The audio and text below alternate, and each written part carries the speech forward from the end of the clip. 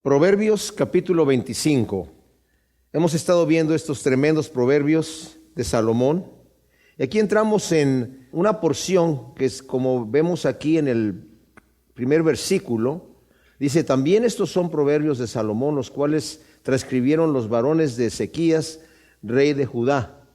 Estuvimos viendo al principio la introducción a Proverbios.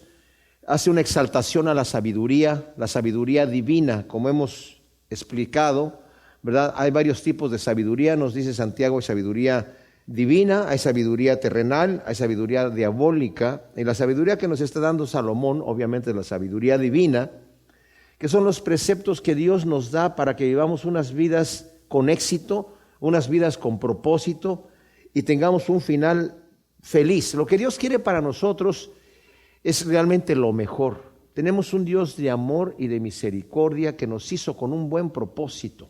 Nos creó para hacernos herederos de Él, coherederos con Cristo Jesús. Nos creó para que estuviésemos en su gloria. Y cuando nosotros vemos el mundo como está hoy en día y analizamos, es algo que yo me he puesto a pensar muchas veces, ¿verdad? ¿Por qué Dios hizo las cosas de la manera que las hizo?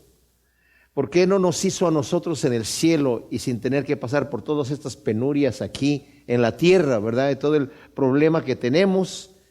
Y bueno, el Señor hace lo que Él quiere y Él sí hizo seres celestiales en el cielo, en un ambiente perfecto. Y algunos de esos seres celestiales se rebelaron. Dios en su propósito y en su providencia divina escogió a nosotros hacernos un poco menor a los ángeles, como dice la Escritura, pero con un plan maravilloso para nosotros. Nacemos sin que fuese nuestra culpa personal en un mundo de pecado, pero tenemos la oportunidad primero de experimentar el pecado para darnos cuenta que no funciona, ¿verdad? Que nos daña, que no nos satisface. Y el Señor en su misericordia tremenda se hizo carne y murió por nosotros para perdonar nuestros pecados, de manera que aquellos que quieren acercarse a Dios ya probaron primero el mal y tienen la oportunidad ahora de arrepentirse y acercarse a Dios, y Dios los perdona, los sana. Y es el propósito que Dios tiene para nosotros los hombres. Es una bendición impresionante. La Biblia dice que los ángeles no tienen redentor, no tienen salvador. Los que pecaron están destinados a juicio eterno. Nosotros tenemos redentor y el redentor es Dios mismo. Entonces el Señor nos da sabiduría dentro de este mundo, como les dije yo, de pecado, dentro del plan perfecto de Dios. Nosotros hay cosas que no vamos a entender todavía, porque la mente de Dios es mucho más alta que nuestros pensamientos. Pero ciertamente, como hemos estado viendo en la epístola de 1 de Corintios que hemos estudiado, el Señor a través de su Espíritu Santo nos deja ver cosas que no podemos entender, cosas que ojo no vio, que oído no oyó, que no se lo pudieron haber ocurrido a la gente. Dios las preparó para nosotros, nos las da a entender, nos revela los misterios del reino de Dios, que en la mente lógica humana no caben. No podemos explicar esas cosas, pero cuando tenemos esa comunión con Dios, vemos lo maravilloso del plan de Dios. Y sentimos el amor de Dios. Dice Pablo en Romanos 8 que el Espíritu mismo da testimonio de que somos hijos de Dios. Y si somos hijos de Dios, somos herederos de Dios y coherederos con Cristo Jesús. Y esa es una maravilla, que podemos sentir esa relación con Dios, pero nos estamos formando, nos estamos fogueando aquí, estamos en este gimnasio espiritual. Y lo que va a suceder es que aquellos que nos acercamos a Cristo Jesús, el poder del Espíritu Santo actúa en nosotros con tanta fuerza que nos va transformando, de manera que cuando seamos ya desnudados de este cuerpo corruptible y seamos revestidos de nuestra naturaleza incorruptible, como ese ejemplo que yo he puesto de ese atleta que yo vi un día, un corredor olímpico de la carrera de 100 metros. Y lo vi y estaba en una máquina con un montón de aparatos y de transductores aquí. Estaban monitoreando sus signos vitales, pero en una banda que le hacía fuerza, resistencia al movimiento de mover las piernas, y se veía que caminaba muy, muy despacio por esa fuerza que estaba haciendo. Pero después, cuando está sin esa máquina y sin esos transductores y esos cables que tenía allí y está en la pista, es una bala. De manera que cuando nosotros seamos desnudados de este cuerpo corruptible que nos está deteniendo y nos está haciendo fuerza para llevarnos a las cosas carnales, a esa lucha que dice Gálatas 5, que está constante en nosotros, de la carne con el espíritu. En el momento que sea quitada esa carne de nosotros, vamos a volar. Y cuando lleguemos y veamos lo que Dios tiene para nosotros preparado en el reino de los cielos, mis amados, vamos a estar alabando al Señor, agradeciéndole eternamente su maravilloso plan. Y aquellos que no entran en el reino de los cielos van a crujir los dientes de desesperación de ver lo maravilloso de lo que se perdieron, de la eternidad tan gloriosa que el Señor tiene. Y nosotros que veamos la gloria de Dios nos vamos a sentir impresionantemente tocados de las grandezas que Dios está haciendo con nosotros, ¿verdad? Entonces, esta es una verdadera maravilla de lo que Dios está haciendo. Entonces, hemos estado ya viendo los proverbios de Salomón. No tenemos todos los proverbios de Salomón porque Salomón escribió 3,000 proverbios, no dice la escritura, 3,000 proverbios, de los cuales nosotros tenemos unos cuantos aquí. Y obviamente aquí el rey Ezequías, que fue hijo del rey Acaz, un rey perverso en extremo, Ezequías anduvo en los caminos de David, el rey David, y restauró la adoración a Yahvé, a Jehová, limpió el templo, hizo santificar a los sacerdotes y volvió a restaurar el pueblo de Dios como debería ser. Quebró las imágenes de los ídolos que había, quitó los lugares altos donde se ofrecían sacrificios a los ídolos, hizo realmente una reforma impresionante. Y dentro de esta reforma, que fueron 300 años después de la muerte de Salomón, compila algunos de los proverbios que de aquí en adelante estamos leyendo hasta el final del del libro de Proverbios, ¿verdad? Entonces, nos está diciendo que estos son compilados por Ezequías, los varones que trabajaban para él. Y empieza en el versículo 2 diciéndonos: gloria de Dios es encubrir un asunto, pero honra del rey es escudriñarlo. Así como la altura de los cielos y la profundidad de la tierra, el corazón de los reyes es inescrutable. Algunos de estos proverbios vamos a ver que vienen en pares, otros están sueltos nada más. Pero en cierta manera estos dos primeros que estamos aquí, el 2 y el 3, versículos 2 y 3, pareciera que están en un conjunto, aunque se pueden separar. Gloria de Dios es encubrir un asunto. Nos dice Deuteronomio 29, un versículo muy conocido por muchos, ¿verdad? Que las cosas ocultas Dios las tiene reservadas para Él mismo. Nos lo dice así: las cosas secretas pertenecen a Yahvé nuestro Dios, pero las reveladas son para nosotros y para nuestros hijos para siempre, para que cumplamos todas las palabras de esa ley. ¿Por qué hay cosas ocultas que Dios tiene reservadas para Él? Pues muy sencillo, porque no las podemos entender. No es que Dios esté haciendo un juego. Hay cosas que Dios no nos revela. No nos revela por razones que Él tiene, por razones propias. Dios no nos da la explicación de todas las cosas, por eso andamos por fe y no andamos por vista. Pero aunque Dios tiene reservadas estas cosas que Él tiene, de cualquier manera nosotros podemos ver el apóstol Pablo cómo después de que el Espíritu le revela el plan de Dios, que como dije no lo entendemos, pero podemos entender un detallito que es que el Señor mantiene, como dije yo, esas cosas para Él, nos deja revelar algunas cositas. Y el Espíritu de Dios que nos revela unas cositas, nos deja ver que aún en este mundo de pecado, dice Pablo, ve la maravilla del plan de Dios y dice: maravilloso cómo Dios obró.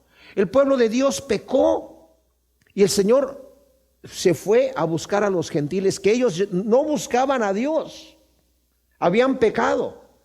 Y como Israel no recibió a su Mesías, el Señor se volvió a los gentiles, que no andaban buscando a Dios. Pero después se va a volver nuevamente al pueblo judío para que todos vuelvan al Señor, y los encerró a ambos bajo pecado para tener misericordia de todos. Eso para la mente normal es una locura. Pero Pablo dice: oh profundidad de las riquezas. Bueno, si leemos el versículo anterior, ese versículo 30, porque así como vosotros en un tiempo fuisteis desobedientes a Dios, pero ahora en la desobediencia de ellos, de los judíos, habéis alcanzado misericordia, así también ahora estos, los judíos, fueron desobedientes para que por la misericordia mostrada a vosotros, ellos también alcanzaran misericordia. Porque a todos los encerró Dios en desobediencia para tener misericordia de todos. Oh profundidad de las riquezas de la sabiduría y del conocimiento de Dios. Cuán insondables son sus juicios e inescrutables sus caminos. Pues ¿quién entendió la mente del Señor? ¿O quién fue su consejero? ¿O quién le dio a él primero para que le sea recompensado? Porque de él, por él y en él son todas las cosas. A él sea la gloria por siempre. Amén. Entonces, ¿qué? Vemos cómo el apóstol Pablo, ¿verdad?, prorrumpe en esta de gozo, ¿verdad?, exaltando la sabiduría de Dios. Las cosas ocultas, entonces, es gloria de Dios en cubrir un asunto. Pero también quiere decir esto: Dios cubre el pecado, mis amados. Dice el Salmo 32, bienaventurado el varón al cual el Señor, bueno, se los digo textualmente como está aquí: cuán bienaventurado es aquel cuya transgresión ha sido quitada y cubierto su pecado. El Señor cubre el pecado. Es gloria de Dios en cubrir el pecado. Y como nosotros vemos, por ejemplo, a mucha gente le molesta este versículo que yo les voy a leer, y les molesta a muchos que critican el cristianismo porque no lo entienden.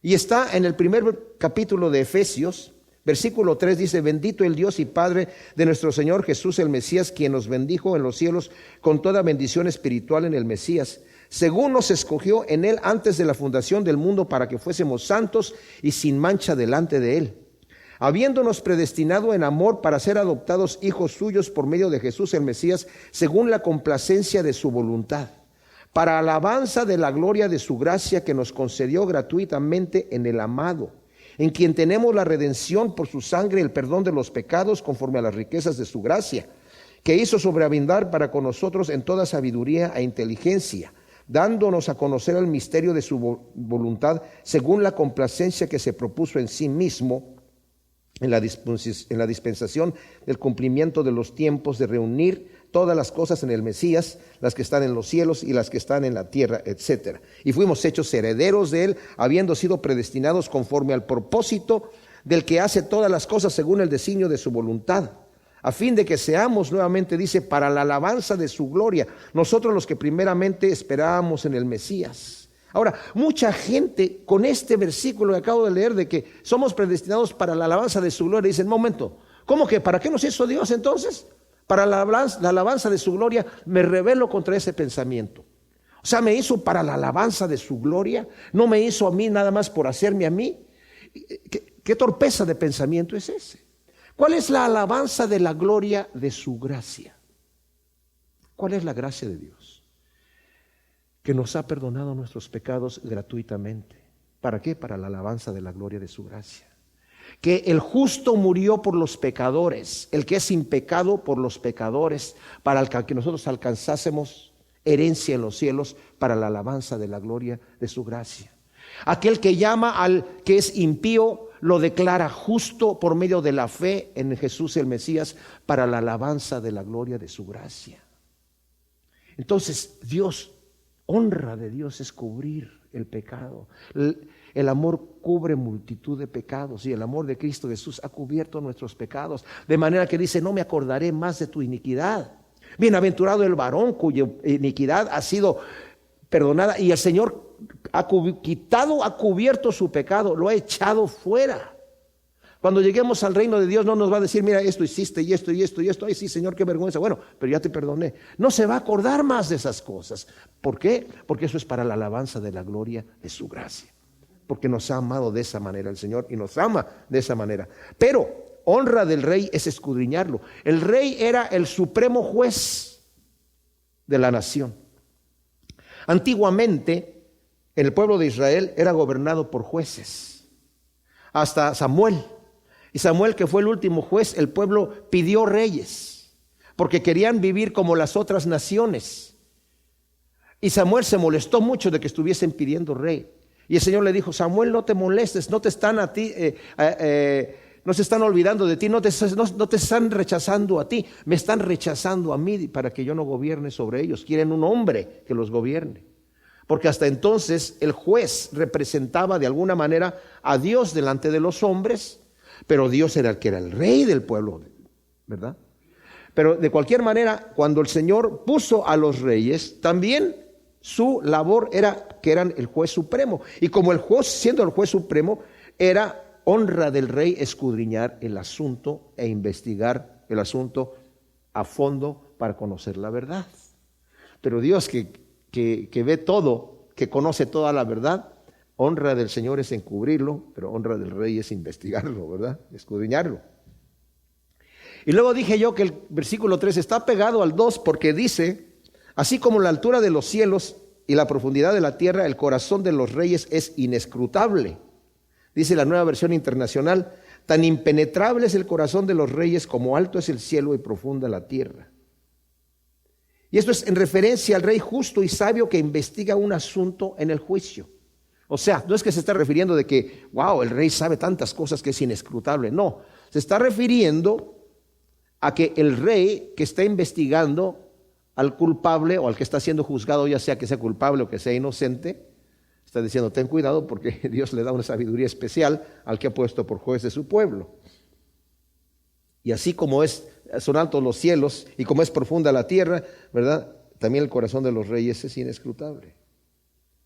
Apártese la escoria de la plata y saldrá un vaso para el platero. Aparta al malvado del rey y su trono se afianzará en la justicia. La plata se refina apartando de ella la escoria. Se dice que los plateros, en el momento que están purificando, ya sea el metal que estén purificando, ya sea que sea oro o que sea plata, están refinándolo con el fuego y sale la impureza, la escoria sale a la superficie y la quita. Y sigue refinando ese metal y vuelve a salir más escoria. Uno cree que ya está limpio, pero con más fuego empieza a salir más impureza. Y cuanto más impureza saca de ese metal, mayor quilataje adquiere, mayor valor. Y el platero sabía cuando ya la plata estaba lista, cuando podía ver su rostro reflejado en ese metal. Y me gusta esta analogía porque el Señor también es así. A nosotros nos está purificando, dice Pedro, que nuestra fe, que es mucho más preciosa que el oro, tiene que ser probada como el oro es refinado con fuego. Nuestra fe tiene que ser refinada. En el momento que nosotros llegamos a Cristo Jesús, conocemos de Él y creemos en nuestro Salvador, el Señor no nos deja allí como niños. El Señor espera que crezcamos. De hecho, como estamos estudiando en Primera de Corintios, nos toca ver este siguiente domingo el capítulo 3, en donde Pablo regresa nuevamente a decirles a los corintios que dice: son ustedes niños y yo quisiera darles alimento sólido, pero les tengo que dar leche porque se han quedado allí. No han crecido propiamente como deben de crecer. ¿Por qué no han crecido? Porque continúan haciendo cosas carnales. Y la carne nos mantiene, mis amados, sin crecer. Cuando nos dejamos gobernar por la carne, no crecemos espiritualmente. Ese es el propósito de el enemigo, dejarnos cómodos en un estado como estamos, ¿verdad? Pero el Señor quiere que crezcamos y por eso nos refina. Entonces, así como el platero cuando le quita la escoria a la plata, de la plata puede hacer, como dice aquí, un vaso de oro o de plata. Aparta al malvado del rey y su trono se afianzará en la justicia. Cuando el rey se aparta de las malas compañías, su trono va a ser afianzado en justicia. Cuando se rodea de gente justa. Qué tristeza ver, por ejemplo, el rey Salomón tenía mucha sabiduría. Como dice la Escritura, el Señor le dijo: te voy a dar sabiduría como nadie la ha tenido ni la tendrá después de ti. Y aunque vemos que el rey Salomón se apartó del Señor en su vejez, yo creo que no murió así. Cuando vayamos a estudiar Eclesiastés nos vamos a ver que está hablando de ya un rey ya viejo, está hablando de volverse al Señor, ¿verdad? Pero eso cuando ya lleguemos a Eclesiastés lo vamos a ver. Esa es mi opinión personal. De cualquier manera, estos proverbios, como los dijo desde el principio: hijo mío, escucha la sabiduría que te estoy dando, que son cosas que te estoy diciendo para tu propio bien. Y por lo menos estaba refiriendo a su hijo Roboam, que fue el que lo sucedió en el trono. ¿Y qué pasó con Roboam? Cuando Roboam llegó al trono, llegaron el pueblo de Israel y le dijo: mira, tu padre nos puso unos impuestos muy duros. Era mucho lo que estaba taxando de nosotros. Y era bastante. El rey Salomón tan solo del pueblo de Israel recogía 230 toneladas de oro al año de impuesto para él. Entonces era una carga más o menos. Hizo al rey, eso sí, hizo al reino de Israel muy rico, porque dice que la plata abundaba como piedras, pero había mucho impuesto. Y estos hombres llegaron delante del rey Roboam a decirle: mira, bájanos los impuestos y te vamos a servir. Entonces, el rey Roboam primero llegó y juntó a los ancianos para que aconsejaran. Y le dijeron: sabes, ciertamente, escucha al pueblo, le dijeron los ancianos. Bájales un poco el impuesto a esta gente y te van a servir como rey. Se van a enamorar de ti, van a estar sumisos a ti, no vas a tener ningún problema. Les vas a caer muy bien al pueblo. Haz eso. ¿Ok? Y luego juntó a los jóvenes a las malas compañías. Juntó a los jóvenes y les dijo: ¿y ustedes qué aconsejan, señores? No, dice, súbeles, diles, no, mi padre no era nada comparado con los lomos de mi padre, ¿verdad? Mi dedo gordo está más grueso que los lomos de mi padre, ¿verdad? Y si ustedes creen que él los estaba taxando, yo los voy a taxar más. Si él los castigó con varas, yo los voy a castigar con escorpiones. Y les puso esa cosa, sí. ¿Y qué pasó? Se le rebeló el pueblo y perdió 10 tribus que se dijeron: ¿sabes qué? Nosotros no te vamos a servir a ti. ¿Por qué? Porque escuchó las malas compañías, no apartó a las malas compañías y su trono no fue afirmado. Se quedó con solamente la tribu de Judá, la tribu de Benjamín, los levitas que regresaron, ¿verdad?, para servir al Señor, y algunos otros que se juntaron por ahí, pero con un reino muy, muy, muy reducido. No te alabes delante del rey, ni estés en el lugar de los grandes. Más vale escuchar sube acá que ser humillado ante un noble, aun cuando tus ojos hayan visto algo. Ahora, este versículo 7, la segunda parte del versículo 7 realmente pertenece al versículo 8, en donde diría: aun cuando tus ojos hayan visto algo, no te des prisa en pleitar, porque ¿qué harás al final cuando te haya avergonzado tu prójimo? O sea, más bien le corresponde la división, la hicieron gente, ¿verdad?, para que podamos encontrar nosotros los textos, pero aquí se equivocaron, porque incluso hay una coma nada más que divide el texto anterior. Entonces, viendo el versículo 6 y la mitad del 7, dice: no te alabes delante del rey, ni estés en el lugar de los grandes, más vale escuchar sube acá que ser humillado ante un noble. Dice la Nueva Traducción Viviente: no exijas una audiencia con el rey, ni insistas en hacerte un lugar entre los grandes. Es mejor esperar a que te inviten a la mesa principal, que no que te echen y pases vergüenza en público. El Señor Jesús también, hablando a la gente y dando el ejemplo que tenían los fariseos. A ustedes les gustan los primeros asientos en las sinagogas, ¿verdad? Pero cuando vayas a una boda, siéntate en el último lugar, ¿verdad? No sea que te sientes en el lugar más importante pensando que pues yo soy uno de los importantes, y llegue alguien más importante que tú y te digan: ¿sabes qué, amigo? Por favor, levántate y siéntate allá atrás, porque este lugar es para este señor que viene aquí. Mejor siéntate atrás, dice el Señor, y es más honroso que de repente te digan: amigo, por favor, sube acá al lugar más importante, ¿verdad? Entonces el Señor también toma de este texto un ejemplo también. Proverbios 25, versículo 7, la segunda parte, que como dije pertenece más bien al versículo 8, continúa Salomón diciéndonos: aun cuando tus ojos hayan visto algo, no te des prisa en pleitar, porque ¿qué harás al final cuando te haya avergonzado tu prójimo? Dice la Nueva Traducción Viviente: tan solo por haber visto algo no vayas corriendo a los tribunales, pues ¿qué harás si al fin de cuentas tu prójimo te desmiente y te hace pasar vergüenza? Qué vergonzoso, ¿no? Qué vergonzoso es atestiguar de algo que aparenta lo que no es y ser desmentido en público. Lo que está diciendo aquí es: si viste algo que aparentemente quiere decir una cosa, o sea, tú tuviste la impresión que algo sucedió y vas a pleitear inmediatamente contra tu prójimo, pero una vez que llegues al tribunal, tu prójimo te va a desmentir y va a terminar en vergüenza. Es mejor estar tranquilo y no vayas con el chisme, vas a quedar bastante mal. Bueno, y eso mismo también lo va a decir en el siguiente versículo, en los dos siguientes versículos 9 y 10. Debate el pleito con tu vecino, pero no descubras el secreto de otro, no sea que el que lo oiga te denigre y tu mala fama no pueda repararse. O sea, viene tomando la idea del versículo anterior que acaba de decir, pero dice la Nueva Traducción Viviente: cuando discutas con tu prójimo, no reveles los secretos que otros te confiaron. Te podrían acusar de chismoso y nunca recuperarás tu buena reputación. En la labor, por ejemplo, como pastor, consejero, que también es parte de la ética profesional que tiene que tener un doctor, un médico, la persona tiene que quedarse callado con los secretos que conoce de las otras personas. No es correcto revelar las cosas que suceden. Aquí en el ministerio, nosotros los que somos pastores muchas veces sabemos cosas de los hijos de las personas aquí o de otras personas que han sido confiadas a nosotros en secreto, en consejería. Y esas cosas tienen que mantenerse en privado. Pero eso no solamente es para los profesionales en esta área.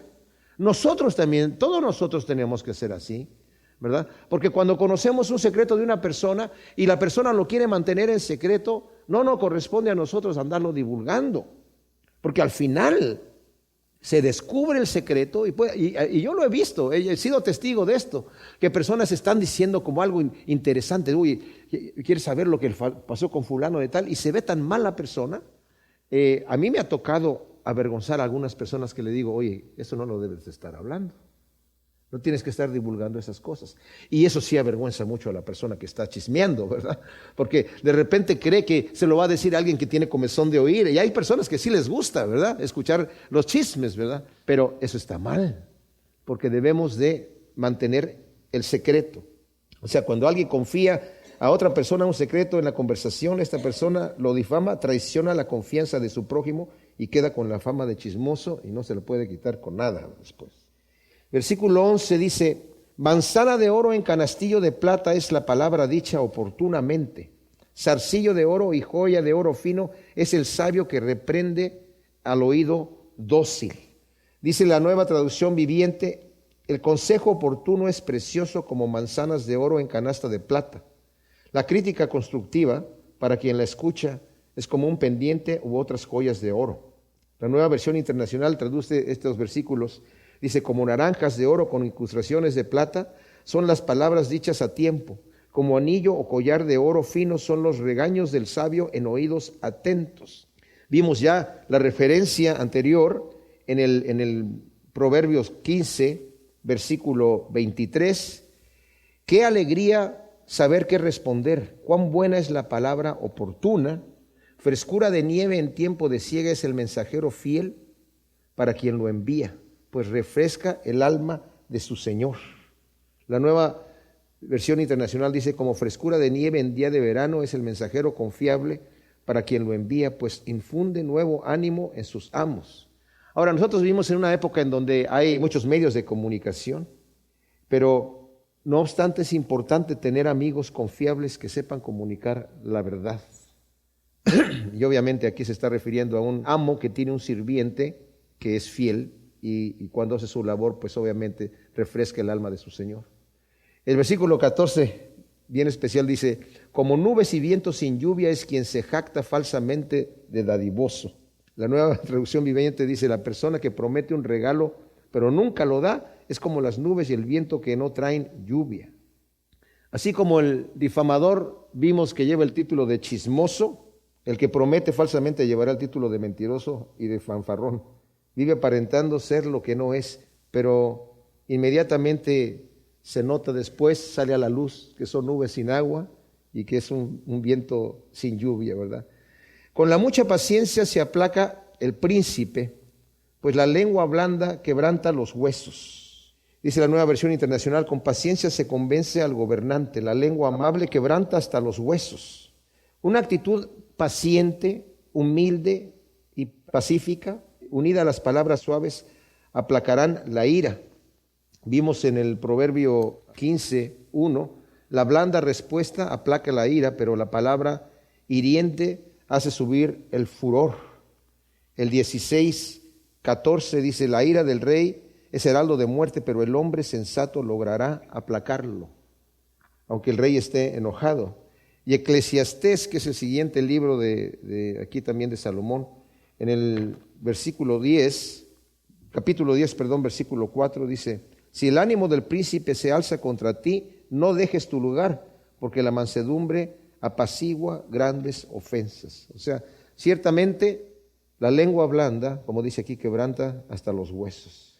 Versículo 16: hallaste miel, come lo que te baste, no sea que ya harto la vomites. Dios nos da todas las cosas para que las disfrutemos con moderación. El exceso, aún en las cosas que son lícitas, nos puede llevar a hartarnos, ¿verdad?, a enfermarnos o, peor aún, a enviciarnos de las cosas que Dios nos ha dado como lícitas para que las disfrutemos con moderación. Versículo 17, muy importante: no frecuente tu pie la casa de tu vecino, no sea que harto de ti te aborrezca.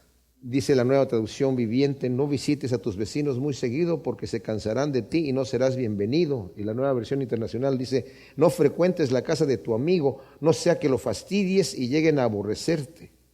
Debemos utilizar sabiduría, prudencia, para saber cuándo y por cuánto tiempo visitar a nuestro prójimo, ¿verdad? No se está refiriendo obviamente a la familia, pero aún creo yo que la familia también debe de tener una moderación. Es mejor que la visita sea muy bienvenida y que la persona lo reciba con gozo, en vez de que aquí viene otra vez esta persona, ¿verdad? ¿Y quién quiere ser ese tipo de aquí viene otra vez? Dice el versículo 18: mazo, espada y saeta aguda es el hombre que da falso testimonio contra su prójimo. La Nueva Traducción Viviente dice: decir mentiras acerca de otros es tan dañino como golpearlos con un hacha, o herirlos con una espada, o lanzarles una flecha afilada. Ciertamente, mis amados, la difamación y el falso testimonio son pecados abominables que dañan en extremo al perjudicado. Quienes los practican hacen la obra del acusador de nuestras almas. Yo he sido víctima de mucho de estas cosas. Y cuánto duele realmente, ¿verdad? Cuando una persona está difamándolo a uno y uno sabe que está mintiendo directamente. O sea, porque la difamación y el falso testimonio justamente es eso. Se siente uno mal cuando la persona está diciendo los secretos que conoce de uno, pero que son verdad. Pero cuánto daño hace cuando sabe que la persona está mintiendo y está difamando y está dando un falso testimonio. Es ciertamente como un mazo, como una espada y como una saeta aguda. Como diente roto y pie descoyuntado es confiar en el desleal un día de la angustia. Dice la Nueva Traducción Viviente: confiar en alguien inestable en tiempos de angustia es como masticar con un diente roto o caminar con un pie cojo. El pecado de no confiar en Dios en el tiempo de la angustia. Fíjense lo que nos dice Isaías, el Señor hablando a su pueblo, porque por sí está mal confiar en una persona que sea desleal, pero el Señor nos permite pasar por las angustias que pasamos con el propósito de que lo busquemos a Él.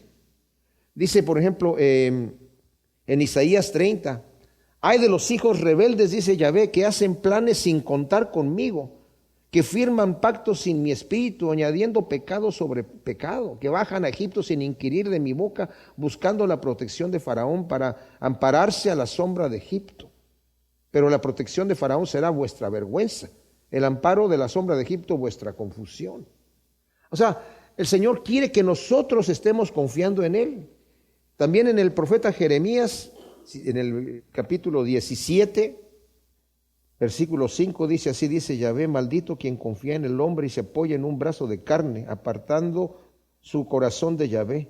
Será como retama en el desierto y no verán cuando viene el bien, sino que habitarán en lugares secos en el desierto y en tierra salitrosa y deshabitada. Pero bendito aquel que confía en Yahvé y cuya confianza está en Yahvé. Será como árbol plantado junto a las aguas, que extiende sus raíces junto a las corrientes y no teme cuando viene el calor, pues su follaje estará frondoso y en el año de la sequía no se preocupará ni dejará de dar su fruto. O sea, viene la prueba, pero en la prueba yo me tengo que acercar al Señor, porque confiar en el hombre puede suceder, como dice aquí, que esté confiando en un desleal y va a ser como diente roto y pie descoyuntado.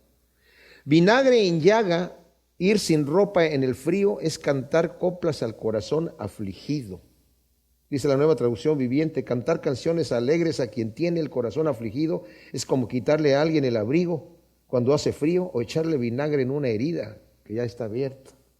El Espíritu de Dios a través de Pablo nos instruye que nos gocemos con los que se gozan y que lloremos con los que lloran, nos dice en Romanos 12:15.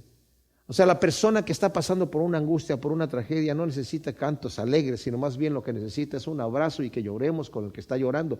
Fíjense que ahí en eso hay un confort. No solamente es añadirle tristeza, al contrario, es hacerle sentir a la persona, yo estoy sintiendo tu dolor, ¿verdad? De una manera, y si les digo una cosa, cuando nosotros lloramos con los que lloran y nos gozamos con los que se gozan, sabemos cómo orar por esas personas. Alguien dijo por ahí, es más fácil llorar con los que lloran, ¿verdad?, que reírse con los que se gozan, porque a veces llorar con los que lloran, pues sí estás pasando por una tragedia, pobrecito, ¿verdad? Pero reírse con los que se ríen es porque estás siendo bendecido por el Señor y porque Él sí y yo no, ¿verdad? Es más difícil a veces reírse con el que se está gozando, porque a Él le tocó la bendición y a mí no. Versículo 21, si tu enemigo tiene hambre, dale de comer, si tiene sed, dale de beber, porque ascuas de fuego amontonarás sobre su cabeza y Yahvé te recompensará. Dice la Nueva Versión Internacional, si tu enemigo tiene hambre, dale de comer, si tiene sed, dale de beber. Actuando así harás que se avergüence de su conducta y el Señor te lo recompensará. Y obviamente esto está en referencia a Romanos 12 del 17 al 21. Dios quiere que estemos en paz con todos, aún con nuestros enemigos. El Señor en Mateo 5, del 38 al 48, nos está diciendo el Señor, tú oíste que fue dicho, ojo por ojo y diente por diente. Pues, ¿quién lo dijo? Pues lo dijo el mismo Señor. Pero yo te digo, no resistas al que es malo. Si tu enemigo te pide algo, dáselo.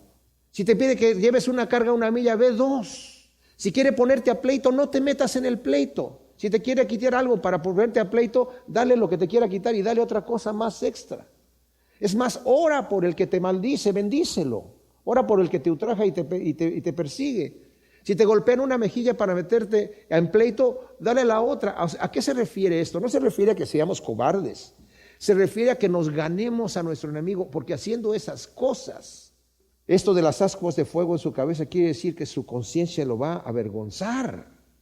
Y le va a hacer sentir, wow, ¿verdad? Lo natural en nosotros es vengarnos de nuestro enemigo, de hacerle daño al que nos está haciendo daño. Pero eso solamente nos polariza, ¿verdad? Nuestro Dios, bendito Dios, nos cautivó con su amor, en que siendo nosotros sus enemigos, murió por nosotros, por nuestros pecados. De manera que cuando llegamos al Señor, decimos, Señor bendito, gracias, porque yo soy indigno de esta gloria. Lo hiciste para la alabanza de la gloria de tu gracia y por ese motivo, mis amados, cuando estemos nosotros en el cielo y como dije, veamos las bendiciones que Dios ha preparado para nosotros ahí, nadie nos va a estar amenazando, tienes que alabar a Dios, sino lo vamos a hacer de corazón, porque vamos a estar agradecidos con el Señor y nos vamos a estar gozando de su presencia y en su presencia hay plenitud de gozo y delicias a su diestra para siempre. Y cuando nosotros estemos allí, no va a haber llanto, no va a haber dolor, no va a haber enfermedad, no va a haber ni siquiera frío ni calor. Va a ser la gloria, va a ser el cielo. Vamos a estar realmente en un gozo inefable con el Señor, ¿verdad? Entonces dice versículo 23, como el viento del norte ahuyenta la lluvia, así el rostro airado, la lengua detractora. Ahora, hay una traducción alternativa, en donde yo lo he visto en varias versiones. Yo les voy a leer la Nueva Traducción Viviente. Tan cierto como que el viento del norte trae la lluvia, la lengua chismosa causa enojo. Pero esta traducción está equivocada, porque el viento del norte no trae la lluvia. El viento del norte ahuyenta la lluvia. Entonces, esta traducción que estoy leyendo aquí dice, como el viento del norte ahuyenta la lluvia, el rostro airado, la lengua detractora. O sea, la persona que viene y que va a difamar y a criticar a algo, ¿verdad? Solamente tiene que ver el rostro de la persona a quien lo va a hacer, a quien se lo va a decir. Y si la persona ya está así, que no me vas a hablar a mí de fulano de tal, no me vayas a decir ninguna cosa negativa de nadie. O sea, cuando ya la persona muestra eso, ya el chismoso y el detractor no va a venir con tanta confianza, más bien lo va a ahuyentar.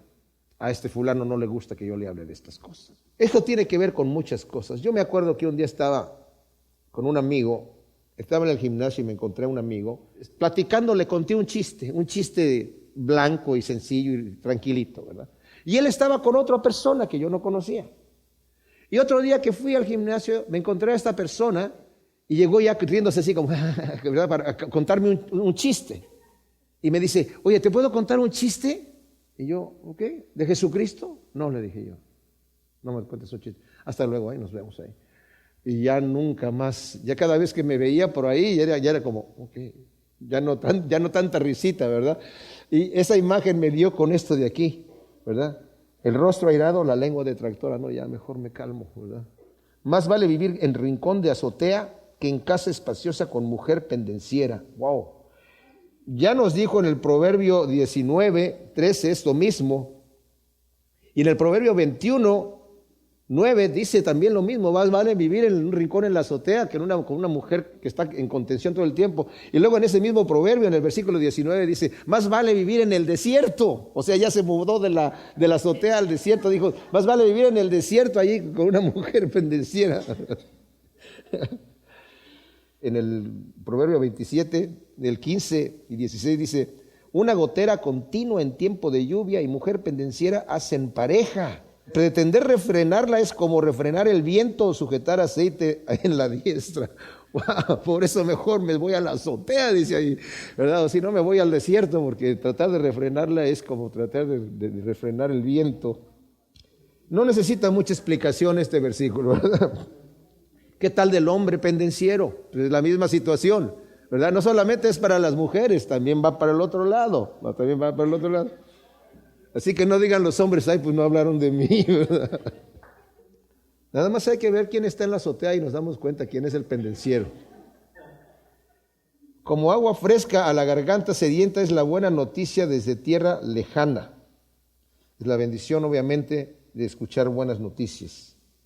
Manantial enturbiado y pozo en ruinas es el justo que flaquea ante el malvado. Dice la Nueva Traducción Viviente, si el justo se doblega ante el perverso es como contaminar una fuente o enturbiar un manantial.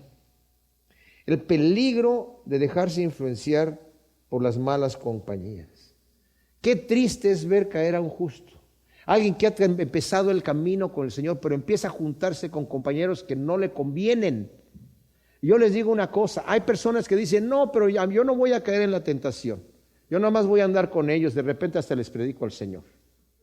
Necesitamos tener mucho cuidado, ¿verdad? Porque por un lado está bien que seamos luz en medio de las tinieblas, pero cada uno de nosotros tiene que conocerse a sí mismo. No es para todos entrar en los lugares oscuros, digamos, de pecado para predicar el Evangelio. Hay quienes no lo pueden tolerar. Entonces necesitamos medirnos a nosotros mismos y sobre todo saber si es que tenemos un llamado para hacer esas cosas. Por ejemplo, Pablo en Corinto se supo mantener santo y firme, pero no todo el mundo podía entrar así, porque era un lugar de mucha tentación, ¿verdad? Entonces tenemos que tener mucho cuidado, porque hay gente que terminan como manantial enturbiado y pozo en ruinas, siendo contaminados y flaqueando ante el malvado. Si no somos capaces de influenciar para bien al que anda mal, hagámonos a un lado y oremos por él nada más. No es bueno comer mucha miel, ni escudriñar uno su propia gloria es gloria. Dice la Nueva Traducción Viviente, no es bueno comer mucha miel ni buscar honores para uno mismo. La miel es buena, pero comer mucho, como ya vimos en el versículo 16, enferma, nos hace vomitar. De la misma manera, la honra del hombre es de bendición. Si Dios le ha permitido cierta honra, es de bendición, pero se convierte en deshonra cuando él mismo procura su propia gloria, o cuando está hablando de su gloria, de sus talentos que el Señor le ha dado, se convierte en maldición, ¿verdad? Y en deshonra, más bien en deshonra. Y termina diciendo, ciudad invadida sin murallas es el hombre que no domina su pasión. Dice la Nueva Traducción Viviente, una persona sin control propio es como una ciudad con las murallas destruidas. La carne es un enemigo que tenemos nosotros interno. Tenemos tres enemigos, el mundo, el demonio y la carne. Pero estos son tres enemigos, son parecidos a tres personas que quieren robarse un banco. Entonces uno de ellos se queda dentro del banco y se encierra en un closet y cierran el banco. Y sale del closet y es el único que puede abrir la puerta por dentro para dejar entrar a los dos que están fuera. Y nuestra carne es el enemigo nuestro que tenemos en el closet adentro. El diablo no nos puede tocar y el mundo no nos puede tocar a menos que nuestra carne le abra la puerta. Y tenemos que tener mucho cuidado, porque es una ciudad invadida y sin murallas el hombre que no domina su carne, su pasión. Va a dejar entrar el pecado. Y una vez que se le abre la puerta, como el Señor le dijo a Caín, el pecado está a la puerta acechando, pero tú tienes control sobre él. No le eches la culpa al diablo, ¿verdad? Tú tienes control sobre él. Así que si tú a tu carne nada más le abres un poquito, van a entrar fuerzas demoníacas que no las vas a poder contener. Y al rato la ruina va a ser muy grande, porque le abrí la puerta. Y nosotros sabemos, mis amados, cuando la tentación nos vence y nos vence fuerte, es porque le dimos lugar a la carne. Y no solamente la carne le abrió la puerta a otras cosas, al mundo, al diablo, y nos derrota. Gracias, Señor, te damos por tu palabra. Te pedimos que estas perlas de sabiduría las podamos sembrar en nuestro corazón y que den su fruto a 100 por uno en el nombre de Cristo Jesús. Amén.